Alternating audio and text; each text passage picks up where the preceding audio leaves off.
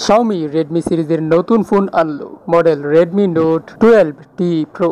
এই ফোনে 64 মেগাপিক্সেলের ক্যামেরা ব্যবহৃত হয়েছে। হ্যান্ডসেটটিতে রয়েছে একটি 6.6 ইঞ্চির full HD plus LCD display, যার refresh rate 144 hertz.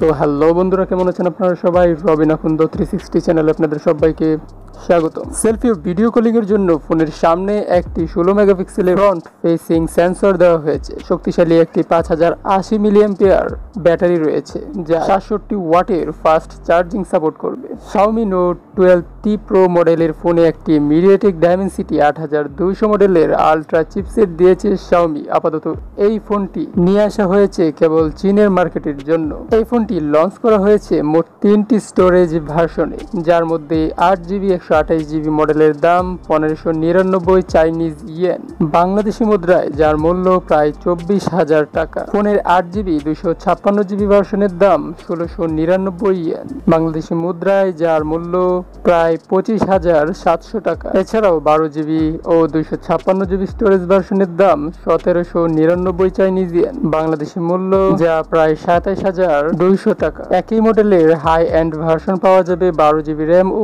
512GB storage version, যার দাম চীনের বাজারে 1999 ইয়েন, যার বাংলাদেশি মুদ্রা দ্বারা প্রায় 30,000 টাকা। Xiaomi নতুন এই ফোনে ডিসি ডিমিং এবং ডলবি ভিশন সাপোর্ট করে। পাশাপাশি এই ডিসপ্লে ম্যাট প্লাস সাপোর্টেড।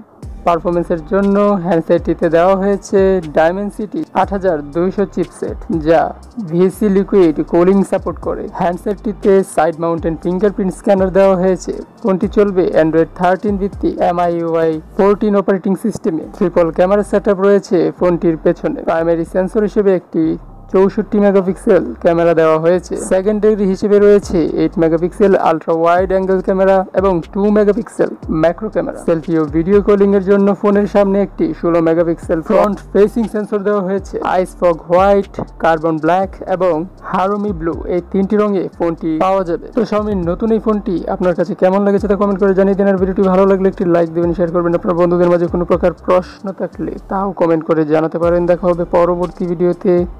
ধন্যবাদ।